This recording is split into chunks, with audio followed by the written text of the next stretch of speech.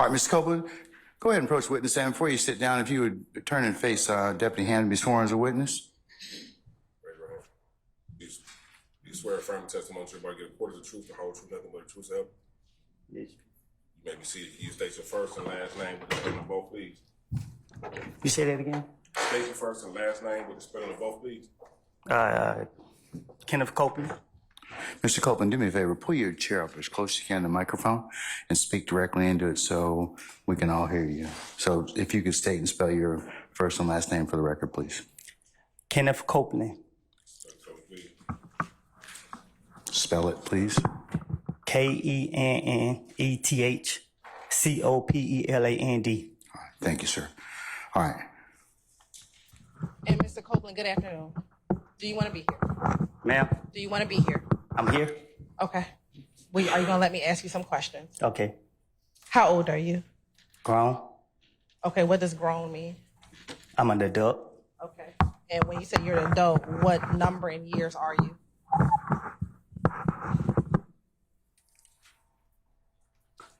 I plead the fifth. Ladies and gentlemen, can I get you to step outside to your headquarters of jury deliberation, please? All right, for the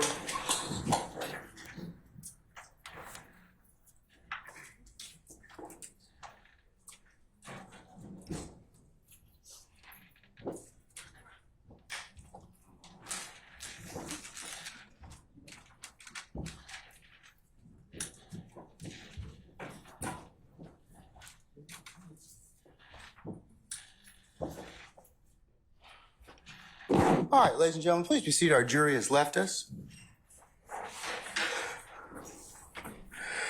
Mr. Copeland, given the fact that you have invoked your Fifth Amendment privilege, but the state has already given you immunity under 24-5-507, this court holds you in willful contempt, and we'll see you on Monday.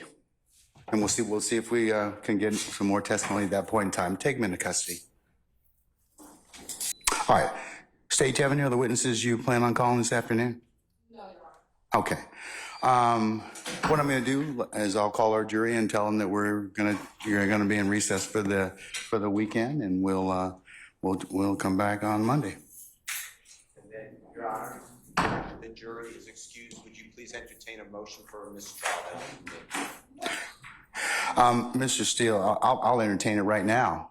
I didn't want to hold the jury, but that'll be fine.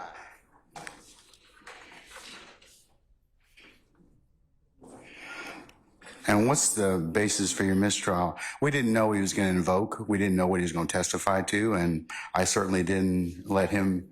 He was only asked one question. So at this point in time, there's really, you can't knowingly let a witness invoke their Fifth Amendment privilege in front of a jury, but that didn't happen in this case. Last thing we heard from Mr. Copeland was he was going to testify. So everything you say, I'll adopt, because I was about to say those words. Based upon information belief, I'd like to call witnesses from the prosecution.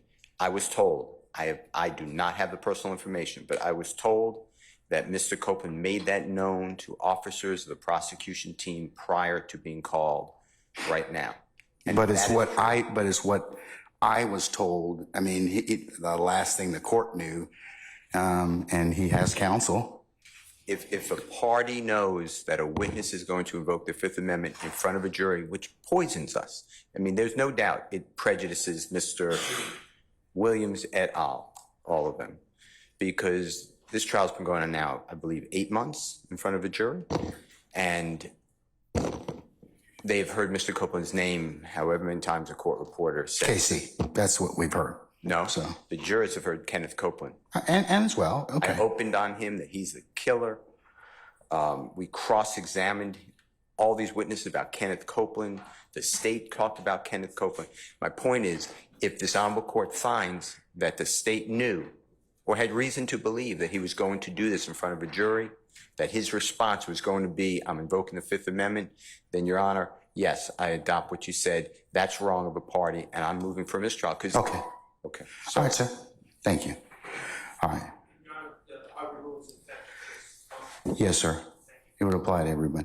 Yes, Ms. Love. Your Honor, I'd just like to put some things on the record Sure. regarding Mr. Copeland. As we stated earlier, Mr. Copeland has. I don't want to interrupt you. Your Honor, I'm just telling the court I am not accepting the proffer. Your Honor, Anybody can if testify. I may. Okay, but counsel May gets I- to proffer, Mr. Steele. I can accept that. So could you sit down at that time, sir? Sit down. Okay, thank you, sir. All right, Ms. Love, you can complete your proffer at this point. Your Honor, yes. Just to relay to the court the observations that members of our office have made throughout the course of this morning and throughout the time that we've been dealing with Mr. Copeland. Our cause for concern is Mr. Copeland's communication that he is going to us, that he is going to speak, that he is going to speak on the stand, that he is going to testify, and watching what happens when Mr. Copeland gets on the stand. Mr. Copeland did not want to have to be taken into custody. The court gave him the opportunity to have present in court with him someone who is supposed to be representing his best interests. What we have seen is communication, both verbal and nonverbal, between Mr. Copeland's supposed counsel and counsel for defendants. And a look as if I tried from Mr. Copeland's supposed counsel in the direction of counsel for the defendants after Mr. Melnick attempted to assert for Mr. Copeland. May I finish? Let her finish, Mr. Melnick. Please sit down. I'll let you start. Okay? All right. Thank you, sir. While Mr. Copeland is on the stand stating that he wants to testify, that he will testify rather. So we are watching, and Mr. Melnick, I believe it may even be captured on film. The court can look at it. Mr. Melnick turns to the direction of counsel for the defendants and motions like, that's it. Then, upon information and belief, as we are standing out waiting for the jury to come in, Mr. Copeland requests to speak with counsel for the state, but Mr. Melnick keeps walking in. Then, as Does he at any point in time tell you? Does he at any point in time tell you I'm not going to testify? I'm invoke the Fifth Amendment. No.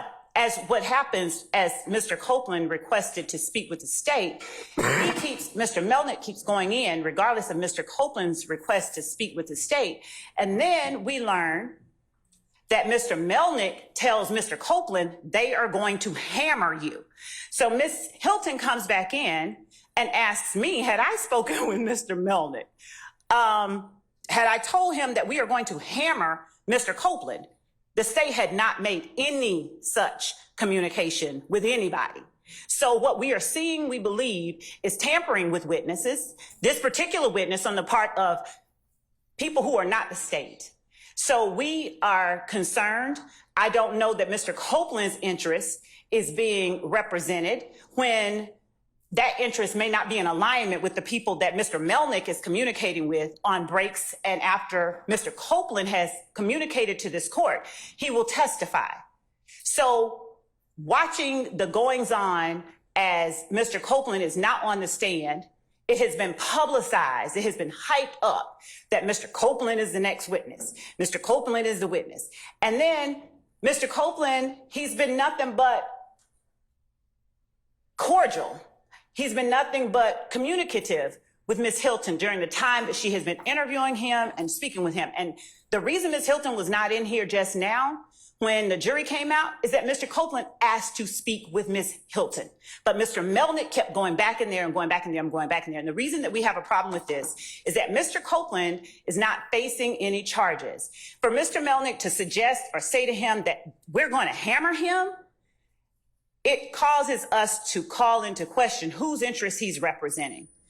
And so we would ask that, you know, what I haven't even thought of in my mind an appropriate remedy at this point, because it is wrong for parties to inject themselves on behalf of purportedly one person. And I don't know. I guess they're, I don't know what's going on, but I can say that this entire day starting from the point at which Mr. Melnick is invoking Mr. Copeland's Fifth Amendment right after Mr. Copeland has said he's going to testify, has gone a little off rails, and it's a little bit concerning. So, Your Honor, as to this motion for a mistrial, we would argue that it's caused by actions on the part of people other than the state, that Mr. Copeland got here and said what he did. So we will continue to speak with Mr. Copeland because Mr. Copeland doesn't have any charges that are open. If he asks to speak with us, which he has, we'll go and speak with him. And I'm not even certain what is going on behind me with respect to persons who are purporting to represent the best interest of Mr. Copeland. But it would appear to me that Mr. Copeland's best interest would be served by Mr. Copeland not being inside the Fulton County jail. But that's just my opinion. So, Your Honor, I would ask that the court deny the motion for a mistrial at the very least. And if it goes any further, find that actions by people other than the state have led to us being where we are. Because Mr. Copeland was at the point right before lunch of agreeing to testify. That is the reason we were ready to get started right before lunch. Because now he's been told he's going to be hammered by his attorney, I guess. He told him that, I guess, the state's going to hammer him. I don't even know what. But Ms. Hilton has gone over the questions that she has for Mr. Copeland. She has spoken with him about it. They have been speaking cordially with one another. And this idea that somehow someone is entitled to a mistrial as a result of this action on the part of Mr. Copeland is a farce under these circumstances. We'd ask that the court deny the motion. All right. I'm going to deny the motion for mistrial. Mr. Steele, at this point in time, I'll note that you've made it. And I'll let Mr. Melnick in just a second make whatever remarks he wants. Do you have anything else you want to say? Yeah, I would like, but my understanding is, I'm going to proffer this, but there's a great investigator who is looking at me and I trust her. I'd like to call her as a witness. I was told, I was not there. I was told that, and I forget her name, I know her first name, but her last name.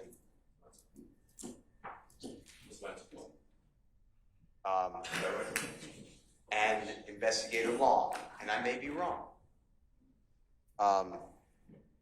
heard Mr. Copeland prior to coming in to the courtroom, almost immediately prior, state, and I'm reading from Mr. Kokomo, if I have to go to jail, then lock me up, and then the Honorable David Botts told me, as I was walking in, that he heard, he's right behind me, so he should be speaking for himself, but he heard Kenneth Copeland tell the prosecution, if I said the wrong people, please correct it, that he's invoking the Fifth. That's why I raised it. I'm not saying anybody did anything wrong. I'm saying that if a party knows or has a reason to believe that a witness may invoke the Fifth Amendment in front of a jury, we avoid that at all costs. But the challenge we're having, Mr. Steele, is I do believe that there's probably been some behavior that probably wouldn't pass the good faith test of there's a lot of influences inside and outside. So I'm going to basically base it on the proffers of counsel and just remind you all of your professional responsibility requirements. Okay. Well, so I'm going to remind it all the time because I live them. I'm just telling the court that in order for you to deny my motion for a this was bad. And I'm going to deny your motion, and I've made my ruling. So I'm done at this point in time. Okay. In terms of this motion for mistrial. Well, I'd like to call the witnesses, but I understand what you're saying. I'm not going to call any witnesses. I don't need any witnesses. Your proffers are fine. Okay. May I add a proffer now? Yes.